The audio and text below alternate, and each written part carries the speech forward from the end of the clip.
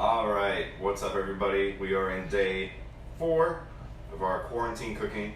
Corona-mageddon. Rained it off a lot, and then the sun came out. And the humidity is crazy high, which is my absolute favorite when being in a hot pizza-style oven or kitchen or whatever. But we're gonna do pizza today. If you were here yesterday, you heard me say it is my birthday today, and there's no better way to celebrate a birthday than to have a pizza party. So, thank you for tuning in. We're going to show you a couple cool things today. A very simple dough. Of course, you can use another dough, but something that I really want you to take away from this is an interesting cooking technique to use your home oven to more closely emulate a pizza oven. You can see we have cheeseburger blaze today. Let's let everybody see that. Look at you. He's got the hat. I don't wear birthday hats, so he wanted to wear one in my honor. So what do you think, hot dog, cheeseburger, birthday, astronaut blaze? What do you think? What do you mean, what do you think? What do you think? You like pizza? Yeah. Okay. What else? Let's start off with a joke right now. A joke right now. All right. What kind of pizza jokes you got? Let me see. Okay. Hey, Dad, want to hear a joke about pizza? I do want to hear a joke about pizza. Sorry, it's too cheesy. Oh, it's too cheesy. Okay. Well, it's not your best joke, but it's pretty good. Fist bump. Yes. All right. So, pizza dough. Very simple ingredients, as with all bread. One of the main, most important differences between this and other doughs is it is fortified with oil. That helps give it what we call elasticity. That's what helps it stretch out. It makes it easier for us to handle. It's really nice. It also gives us a couple avenues to add flavoring if we wanted to. But by and large, the dough should be left kind of neutral because it's kind of a delicate balance with the dough. If you make it taste too much like one thing and then you cook it, especially if you cook directly on a baking stone, or I have an actual pizza that cooks at about 1,000 degrees, the flavor can change pretty rapidly. So my personal recommendation is kind of keep it neutral. Like, don't try to change it too much from the recipe we have today. Of course, if you're just like, no, I have to have garlic, I have to have black pepper, I have to have these things, you do you. It'll be totally fine. It's your pizza. All right. So we have 1 pound, or what we call 16 ounces of bread flour. Could it be other flours? Kind of. It's definitely best if it's bread flour. If you're going to use all-purpose flour, I might bump it up a little bit. I might put like 20 ounces or 22 ounces of flour because that's a lot of water is about to go in there, and it'll be a very soft dough. It'll be kind of tricky for you to handle. The best thing to do is start with the pound of flour. This recipe is really easy to adapt as we go. So if you find that it's really loose and difficult for you to work with, you can put it back in here. You can add more flour. You can mix it. You'll be fine. But bread flour is definitely where I would recommend starting. If you have a specialty high gluten flour, even better. It'll work out really well. So we have 16 ounces of flour. To this, I'm going to add my instant yeast, right? Now, instant yeast is obviously one of the 3 main yeasts that are commercially used, right? You have instant yeast, you have the one that most everybody knows, active dry, and then of course you have fresh yeast, which is less common yeast. Instant yeast does not have to be reactivated. It will reactivate upon friction, whereas active dry yeast typically needs to be rehydrated because it's in like a little capsule. So the capsule has to be burst, the yeast will reactivate. If you're using active dry yeast, it's totally fine. All yeast is interchangeable, but they are not all one-to-one interchangeable. So if you're using active dry yeast for this recipe, double the quantity to go from instant to active dry. If you have fresh cake yeast, triple it from instant to fresh cake yeast. It's extremely unlikely any of you have fresh cake yeast. It literally looks like a giant sponge and smells like yeast, and it's great. It's very strong because it's alive. And then if some of you out there want to use sourdough, it is something completely different.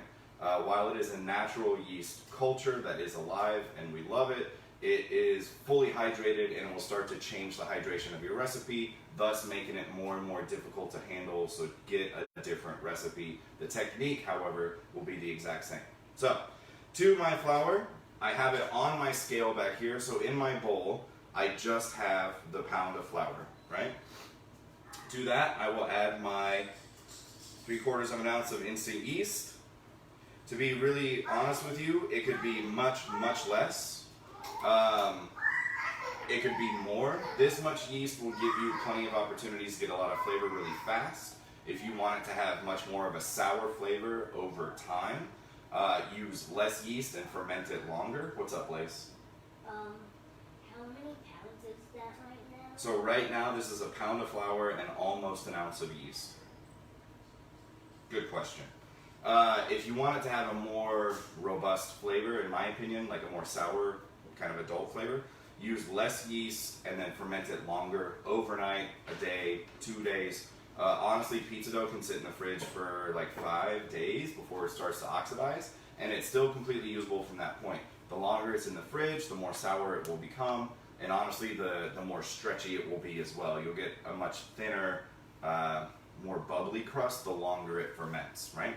So to that, we add our water, and you see I'm right on the scale. If you've jumped on board with me on the scale, all I have to do is push what's called the tare button. Tearing it will bring it down to 0. Some scales even have the word 0 on it. I push it to 0, that way I don't have to be super great at math.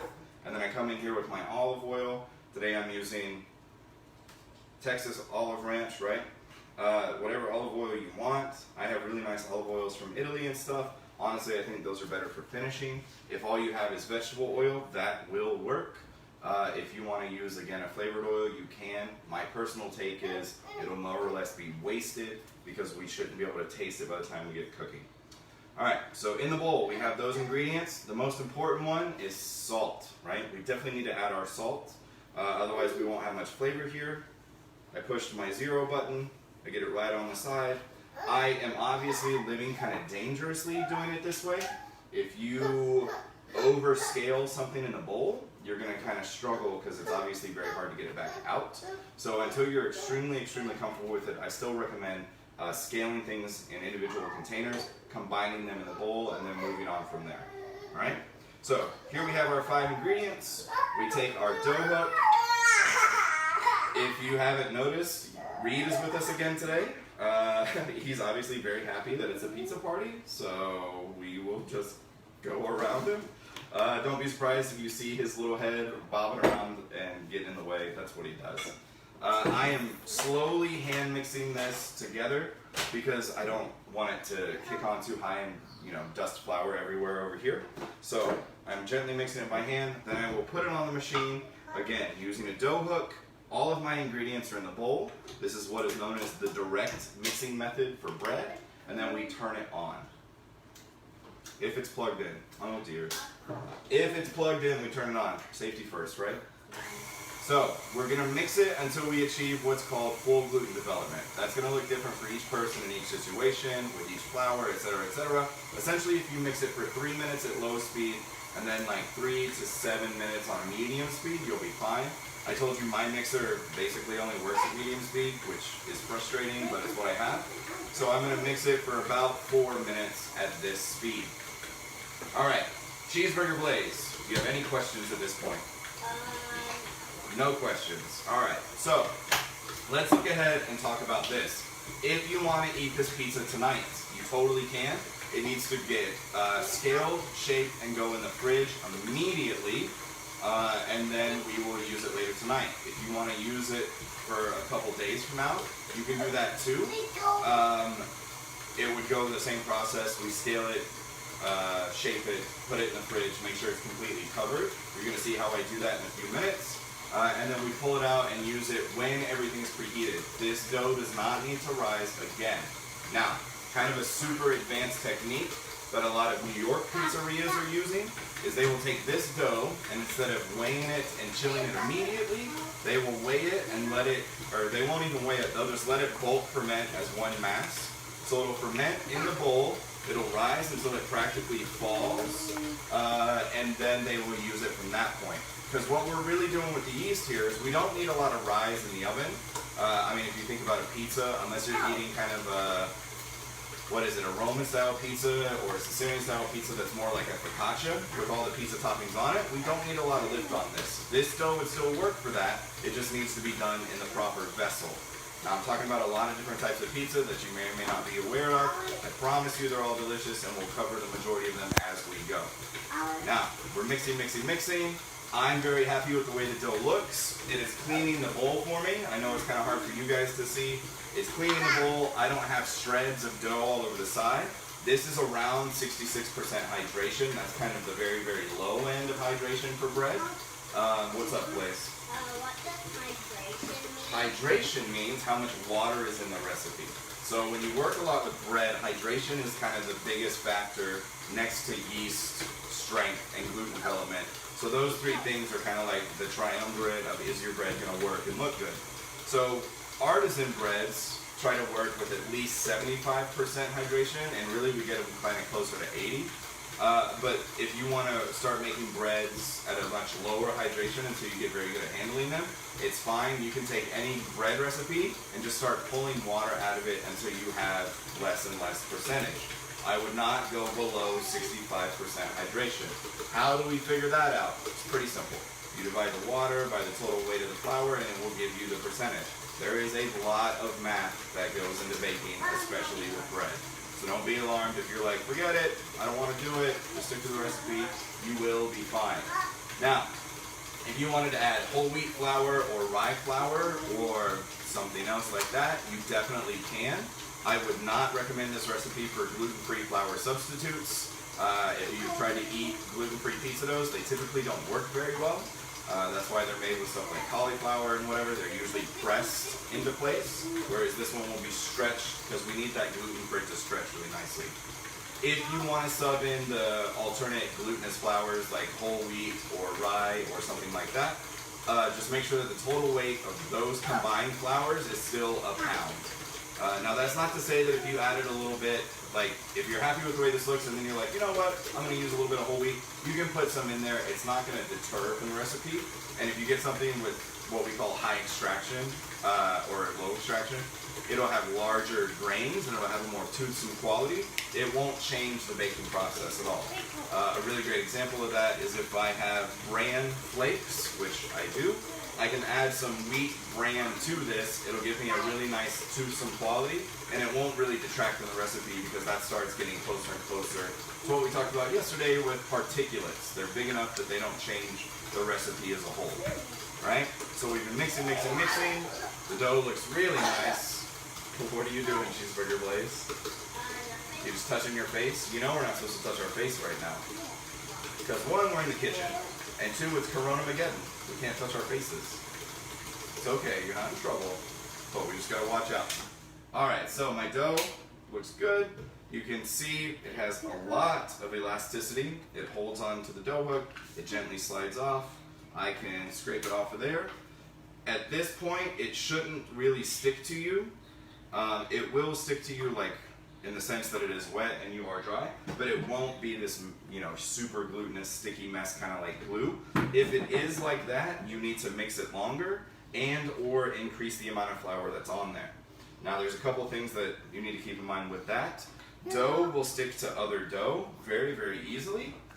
So like if you've got these little pieces of dough on your hand and you keep testing it, you need to clean your hands first, right? So I'm gonna rinse this little bit of dough off. I can leave my hands wet or I can dry them. Wet hands are easy to work with dough, and most of that water evaporates pretty easily. So here we have a mass of dough. If you've done it right, you should have about 2 pounds of dough. I guess not 2 pounds. You would have a little more than like 1.5 pounds, right? So when we're looking at pizzas, depending on how big your pizza is, depending on how thin your pizza is, depending on how much servings you want to do, I would say the easiest thing for the home cook to do is look at their mass and say, well, how many pizzas do I want? Like if I need to feed 4 people, which I think this is a good recipe for 4 people, I would cut this into fourths and just be done with it. Because I'm a little more, you know, concerned about everything, I actually scale my dough out to 250 gram portions, which is going to be slightly larger because we make typically 12-inch pizzas. So I think 250 grams is a good place to be for that, and you'll see I should get 3, and then I've got kind of like a baby pizza, which is good because I have the baby, right? So we have those. We take a look here, and we have 3 250s and 1 280. So instead of a baby pizza, we have a larger pizza, right? Now, what I'm going to do here is I'm going to let those sit right there for just a moment. I'm going to grab a very small amount of flour because we don't want to start changing the recipe once it's mixed. Again, we can add flour to it while it's mixing if we need to, but at this point we're not trying to change its makeup. But I will grab some for handling. Right, so we have flour. Typically, this is what we would call bench flour. This is our bench, our work surface. Typically, bench flour is bread flour. That way it doesn't absorb into the recipe as well. Our trusty bowl scraper again. We pick up our dough, put it gently in the flour, toss it, and then we get it out of the flour. A lot of things that I see people do is they way over flour their surface, and then the dough or batter or pie dough especially, when people try to do that, just ends up gliding around on top of the flour. We need friction to shape our dough. So I'm going to wrap my hand around it, and I'm kind of just squeezing it into a ball with a quick little flick of my fingers. So I roll and roll and roll and roll, and then you'll see I have a pizza ball. Super easy, right? What do you think, Cheeseburger Blaze? Can you do it? Yeah. Okay, well, here's some flour. Go for it. Now, this is why the gluten especially is very important, because if I just do this, it's not going to work, and it's not going to work if you're Cheeseburger Blaze, because he's acting more like a DJ. He's trying to shape it like he's scratching records, but that's okay. He's never done it before, and it helps if you've got, you know, kind of larger hands. Obviously, with something like this, we grab it, scoop it, scoop it, scoop it. Now, if this looks really intimidating to you, or you're trying it and it is just not working, here's another technique that we can use. Hold out your hands, right? Dust those together. We're going to show everybody the new technique. All right, so what we're going to do, I'm going to use this to give you a little help. And what we're going to do is we're going to take our hands, and we're going to kind of use the karate chop part of our hands, and we're going to gently push the dough together while we twist it. See if you can do that. We're going to push it together at the bottom, creating tension across the whole surface, and then push them together, almost like your karate chop high-fiving your hands. Yeah, that's looking great. That's looking really great. That looks great, dude. All right, you're good. Right? So here we have 1, 2, 3, 4 balls of dough. What do we do with these? We put them on a sheet tray. It's best to do it on a sheet tray. In my opinion, the sheet tray is best left completely alone. You'll see people put cornstarch on there. You'll see people spray a sheet tray. In my opinion, it's best to go straight on the sheet tray. Make sure it's clean. I don't even put it on parchment. Straight on the sheet tray, and then we should wrap the entire sheet tray and put it into a place to chill. Now, chilling it is what is going to help relax the gluten and make it that much easier for us to use. Now, what I'm going to do, because we're obviously limited on camera space, is we're going to work a little Magica TV here. Right? I'm going to get these doughs out of the way, and then I'm going to show you the dough I made earlier that's been sitting in my fridge. Now, this one I made this morning because I had time. Obviously, with Corona-mageddon, time is very important around here. If you are making this dough right now and you want to use it later, take these, put them on a sheet tray, put the sheet, or like wrap the sheet tray somehow. Now, what you don't want to do is put something too tight around it, because that'll make it really limit the size that the dough can get. The dough shouldn't rise a huge amount, but it will change shape a little bit. And if you have something too close to the surface of it, it'll start to open up kind of the individual pores inside the dough, and the dough will already be blistering before you start using it. It makes sense when you see it. Now, what may surprise you is what we're doing today. What's up, Cheeseburger Blaze? Can I wash my buns? Right now, we don't need to wash your buns. Your hands are fine. So you'll see I have a sheet tray, and I've covered it in a trash bag. Now, this is pretty counterintuitive to most people who work at home or don't work in a professional kitchen. Putting a trash bag around food really is fine. It's just a giant plastic bag. It's make sure it's an unused trash bag. Make sure it is an unscented trash bag. You'll have much better results. But this gives us the perfect amount of coverage. I can put the entire tray in here, and I still have room to gently drape it over. That way, if the dough is going to move and expand, it has all the room it needs. Okay? Trash bags are fine. Any color is fine. And you'll see I can peel it right off there. Okay? So here's what my dough balls look like after they've been sitting. They should look pretty much the same, but you'll see they are larger than the ones we just made, and they are a little flatter. And part of the reason we want them cold is it'll be a lot easier for us to work with. We're about to put a lot of friction into this dough to shape it, right? If we use a warm dough, we have to use more flour and it'll be that much more difficult for us. So, cold dough, make sure everything's ready, then we start shaping it. Do you have any questions at this point, Cheeseburger Blaze? Yeah. What's your question? So, how does it stay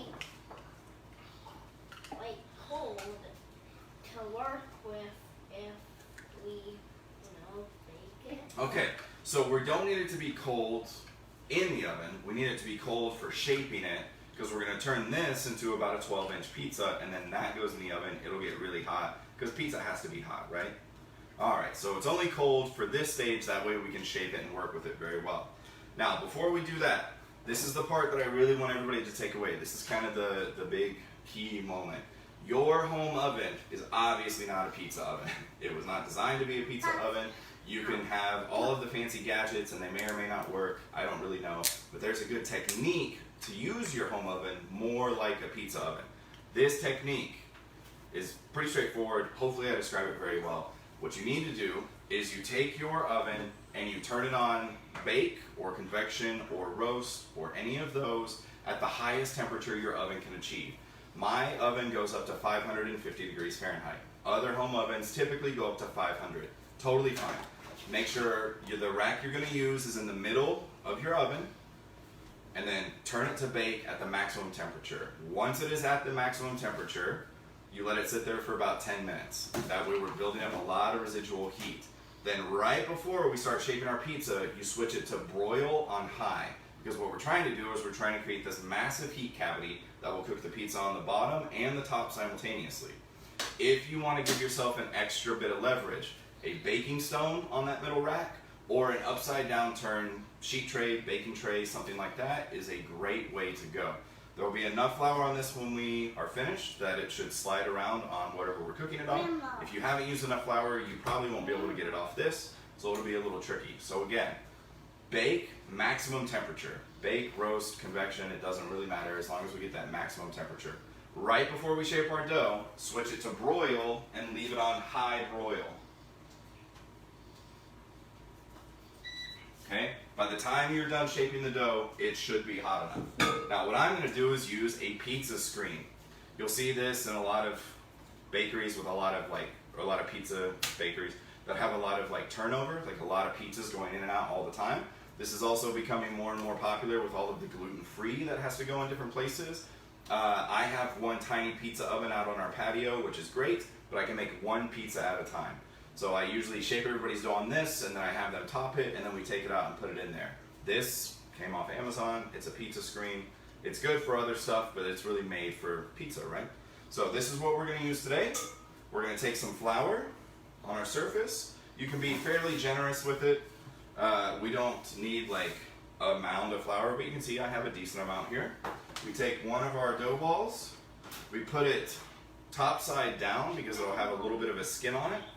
Right? A little bit of flour on there. We gently start pushing it down, and then we kind of stretch it out. I like to use the pinching part, right? Take my thumbs right here on the meaty part of my index finger, and I like to hold my dough and stretch it just like this. Just like I'm slowly turning the wheel of a bus. I have found when I was teaching, this technique is what helped people the most. This dough isn't meant to be tossed around. This dough isn't meant to be like an artistic expression of anything, but I find that this gives you a good crust and it'll help stretch the dough pretty uniformly. So again, we just hold it here. We don't need to work super fast, and we're just gently sliding our fingers through there. If you tear your dough, pinch it back together and you'll be okay. Now the beauty of the pizza screen is I can take my dough, I can drape it on there, I can final shape it, and what's really beautiful is the pizza screen is round, so it's very, very likely that I can shape my pizza perfectly round.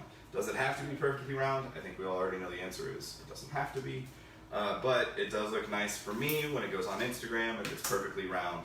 Give it a quick little pop, and you'll see my dough still slides around on top of the pizza screen. That's a good place. I will, again, stretch it, and that is our pizza dough ready to go. Because I have so many pizza screens, and I told you I like to kind of help people make their own. I just line all these up. The dough is still pretty cold because that doesn't take long. They top it, we get it in, we go on with our life. Super easy, right? Okay, so let's top our pizza dough. Now, here we have a pizza sauce. You can use pureed tomatoes, you can use spaghetti sauce, you can use whatever you want, right? This is a fully made pizza sauce. I don't make my own, I'm not gonna lie to you. I buy it at the restaurant store, but it's delicious and it's fine. A little bit goes a long way. Less is definitely more when it comes to sauce. So, we get a little bit and a little bit, because what we don't wanna do is put so much sauce that it bakes really heavy and kind of gets soupy in the middle, which makes it difficult to get off of the pizza screen. All right, now, Cheeseburger Blaze has been really patient watching me do pretty much everything. It's a little more involved with pizza dough, but now we get to top. And again, remember, less is more. So what we're gonna do is we're gonna do kind of a half and half. We're gonna use kind of a New York style cheese. This is a very, very low moisture mozzarella. It is part low fat mozzarella, which is low moisture, and part full fat. You do have the pizza bud, get on there. That's for you, put as much on there as you want. Just, okay, half, like, go above this line, up, okay? And I will make something closer to a Neapolitan style pizza. Here we have the little fresh mozzarella pearls. I can drop those on there. Of course, you can hand tear it, you can do whatever, it's your pizza. If you prefer a different type of cheese, go crazy. They will all melt and react a little differently. I will add hand-torn basil to mine. I don't think Cheeseburger Blaze wants hand-torn basil on his, do you, bud? I don't want basil on No basil, okay. Now you can of course chiffonade your basil, you can cut it, you can throw whole stems on there. I like hand tearing it. I think this is where like preference really comes into play. As long as it's on there, you're good. Obviously it's not going to be bright green when it comes out of the oven, so if that's something you're worried about, put it on at the end. And then I'm actually going to put some slivered garlic on mine. I just used a mandolin and slivered it into a very, very small amount of olive oil with a little bit of salt, and it bakes up really, really nicely. So, again, less is more. Are you happy with this? I'm actually going to put a little more on here for you, bud. Thanks. And I would like to try like a little bit of that kind of cheese. Like you want to taste it? No, like put it on my pizza. Okay. So you want like that? Well, I want like 3 of them. Okay. Everybody's waiting. So we're putting 3 of these.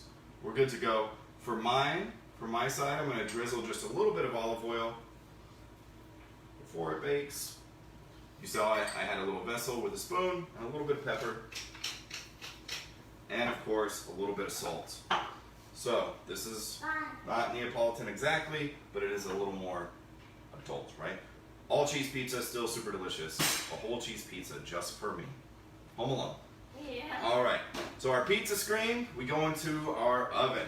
Nice and easy. I have an upside down turned sheet tray in here. We set it in there, we close the door. We gotta move fast because again, I have told you throughout this process, every time you open that oven door, you start pulling all the heat out. It'll hit you in the face really hard, and we lose quite a bit of temperature pretty quickly, so it's pretty frustrating.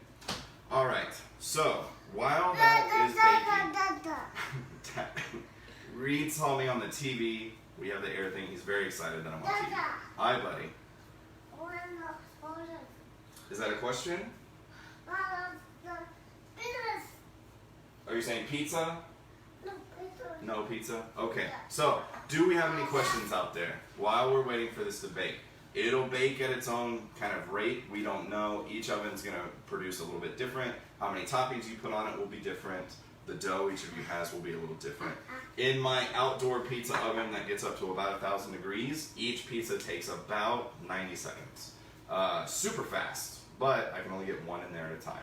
This oven, hopefully it'll be done within 3 minutes. If it goes beyond 3 minutes, not the end of the world. If you don't want to bake it this way, you want to stick with more of a traditional bake and you want to bake it at like 400 degrees Fahrenheit or something, it'll still be done, it'll just take longer. Yes, Cheeseburger Blaze, what is your question? What are the eggs for? So what are the eggs for? You guys might not see it. I actually love eggs on my pizza, and I have them here because again, we're doing a little pizza party later, and I love eggs on my pizza. It might sound really weird to you at first, but if you've ever had a perfectly poached egg on your salad, if you put it on the pizza at a very, very high temperature and the pizza cooks quickly, then it'll come out almost like a perfect over easy egg, and it's luscious and glorious and amazing. So I'm a very big fan of eggs on pizza. Me too. Good. Can this dough be made by hand? Of course. All bread dough can be done by hand. It will take a considerable amount of time, but especially if you've got kids and they are ready to go, then have them do it. It's fine. They'll knead it until it'll stick to your hands a lot at first, and you'll know you're getting good gluten formation when it stops sticking to your hand as much, and then eventually it won't stick to your hand at all, and you're like, okay, I'm feeling pretty good about this. Can this dough be frozen? Definitely. If you want that yeast flavor in there, which is part of the reason we have it, I would say let it bulk ferment for at least an hour or two, and then I would freeze it after it has been shaped into these balls. I would freeze it then. Okay, and then it can be frozen for a while. A breakfast pizza recipe, it's the same. The dough is the same. You just top it with whatever you want. Obviously, you would probably have breakfast sausage. I love potatoes on pizza. Again, I know that sounds weird. Make sure they're shaved really thin. So some wonderful breakfast sausage, some thin shaved potatoes, maybe a little bit of rosemary. If you want to use bacon, you can. Typically, I would recommend putting bacon on at the end because we don't want any grease coming off there, so we fully cooked bacon product. And then, of course, I would pre-scramble some eggs and toss them on there. Hopefully the dough cooks pretty quickly. I wouldn't put a pool of raw eggs on the pizza. That would probably not work out well. Okay, bud? Yeah. Okay, I'm gonna check on my pizza. It's just that raw egg sounds bad. Raw egg sounds bad. So the pizza's looking really good. It's on its way. We will see what happens. So are we gonna make some more pizzas? Some more pizzas or s'more pizzas? Some more. We will make some more pizzas later at our pizza party. We could also make a s'more pizza. I would still use this dough, and then you would just add chocolate, marshmallows, or marshmallow fluff, and then dust it with graham crackers at the end, and you would be good to go. The base for a white pie, typically in my experience, a white pie is a pie with no sauce. If you want a white sauce, just take an Alfredo sauce, thin it out with a little bit of water, that way it's more easily spreadable. You're good to go. But in my experience, a white pie is simply sauceless, so you just go with cheese straight on there, whatever other toppings you want. One of our local pizza places, Cavalli, has a super delicious pizza. It sounds crazy, but it's a white pie. It has cheese and rosemary and French fries, and it is crazy good. I try to live pretty healthy, but that one gets a free pass every time. It's so good. I am more inclined to go towards a Neapolitan style pizza. I like mine to be a little more doughy, chewy, and a little softer. People kind of give it a hard time for sagging in the middle. I like that. If you wanted this to be a thin kind of cracker crust pizza, I would recommend fermenting it for longer. Obviously, you can roll it out much thinner. I would use a rolling pin and you'll be fine. And kind of another advanced technique is called docking the dough. So you probably do this with your pie doughs. You punch holes in it with a fork or something. I have special tools that will dock it for me. Right? This is a tool. I can just dock right across the surface. Right? And it'll dock it, punch little holes in it. If you want to make sure it's super, super thin, or you're worried about how many toppings your kids or somebody else is going to put on it, it's always a good idea to par bake your dough just to make absolutely sure. So you would stretch your dough like we did, throw it in the oven for about 30 seconds, maybe a minute if your oven's not very warm. Thank you. And then you would pull it out, top it, and then bake it again. And that way you can make sure that your crust is crispier and will hold up to whatever amount of topping somebody wants to put on it. So, do we have any other questions out there? Cool. We're going to check on our pizza. It's just that I'm going to stay here just and You can stay there. fun for All right. So our pizza is done. To me, it is a little pale. But we got a beautiful rise on the crust, right? You can see that I have each side kind of its own thing. Pizza screen, again, makes it super easy. That's our pizza. It was in there 3-4 minutes. Yes. Cheeseburger glaze, what is your question? The pizza actually smells very good. Well, thank you. Yeah, I think the sliced garlic really goes a long way, right? We can get it off the screen, and then your screen will cool down pretty quickly because it's full of holes. Most people don't have like super heat tempered hands, so don't grab this like I just did. It'll cool down pretty quickly, and then you can just throw the dough on there and keep going. But here's our pizza. You see I can pick the whole thing up. Still got a little bit of sag in there. That's fine for me. And then we can cut it and enjoy it once it's cool enough. Okay? How you cut it is up to you. Obviously, pizza wheels are nice. You can use a knife. You can just fold the whole thing up and enjoy. Could this dough be used for a calzone? Definitely. It'll need to bake a little bit differently. It needs to bake like a pie instead of like a pizza. That much heat, depending on how much filling you put in there, will make it bake for longer and longer. But yes, it could be used for a calzone. This dough, if you are in a pinch, if you've ever watched any of the speed cooking shows, this is often what they use for what's called zeppoli, Italian donuts. You can fry this dough off and you will have something very, very dense, but still fried and delicious. So, plenty of options here. This dough is also great for a very, very quick breadstick. So if you were to roll it into something that looks kind of like a hot dog bun, I would make it a little thinner. Let it rise completely at room temperature, and then bake it. You've got a super easy breadstick. Done and done. It's very similar to the ones they make at Olive Garden. Not the exact same, but similar. Now, when it comes out, if I want to do anything to it, I can hit it with some more oil, salt, pepper. I can take some seasoned oil and I can brush the crust and make it, one more thing that's tailored. Or we can just cut it and enjoy it.